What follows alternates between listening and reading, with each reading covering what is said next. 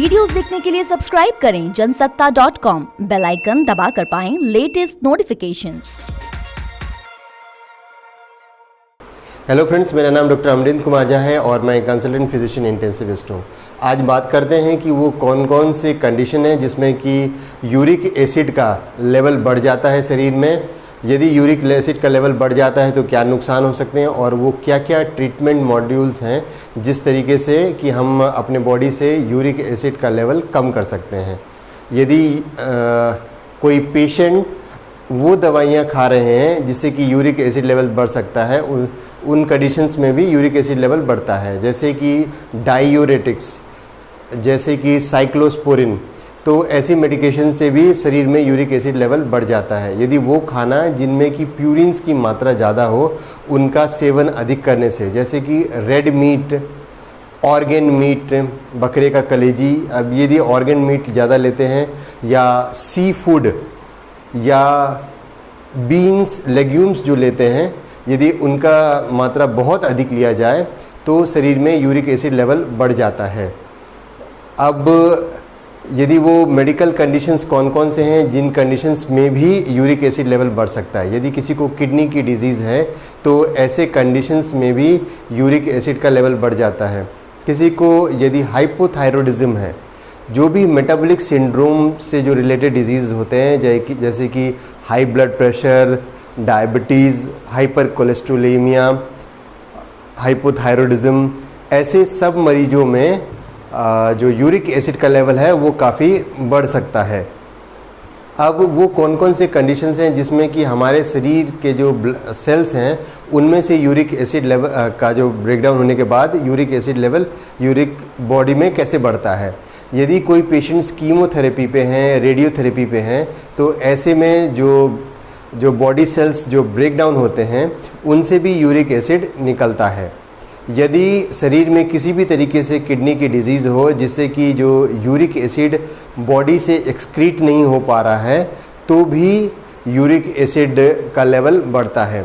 जो मरीज बहुत बड़े अल्कोहलिक हैं, बहुत काफ़ी सालों से अल्कोहल का सेवन कर रहे हैं, तो ऐसे मरीजों में भी यूरिक एसिड का लेवल बढ़ता है।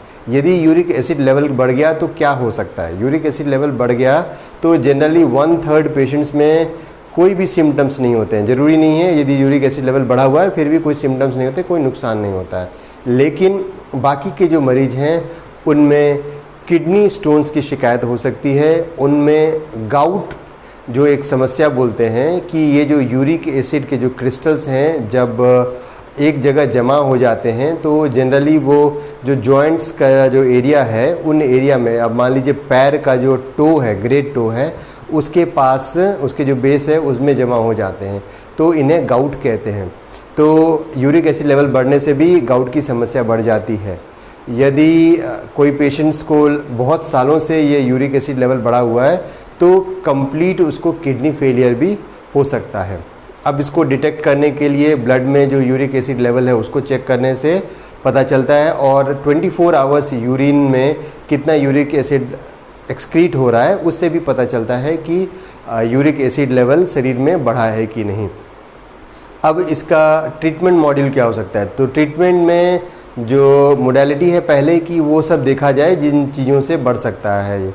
तो वो खाना जो भी जिनमें प्यूरिन्स की मात्रा, जैसे मैंने पहले बताया आपको, red meat, organ meet, sea food, legumes, alcohol, इन सब की मात्रा कम करने से शरीर में यूरिक एसिड की लेवल कम हो सकती है। पानी अधिक पीने से यदि ब्लड में का वॉल्यूम बढ़ा रहेगा तो ऐसे में भी यूरिक एसिड का लेवल कम रहता है। फिर यदि इन सब चीज़ों के बाद भी यूरिक एसिड का लेवल कम ना हो तो फिर मेडिकेशंस हैं, वो मेडिकेशंस हैं प्रोबेनासिड, एलोपिरानॉल, फेविस्टैट। तो ये जब दवाइयाँ हैं इन सब से भी यूरिक एसिड का लेवल कम किया जाता है। जनरली ये मोस्ट ऑफ द पेशेंट्स को यदि long standing uric acid level बढ़ा हुआ है तो क्रॉनिक गाउट हो सकता है, और यदि उनकी ट्रीटमेंट के लिए जो अभी मैंने बताया कि जो खाने में चेंज करने से और जो दवाइयाँ लेने से हम अपने शरीर में यूरिक एसिड लेवल्स को कम कर सकते हैं।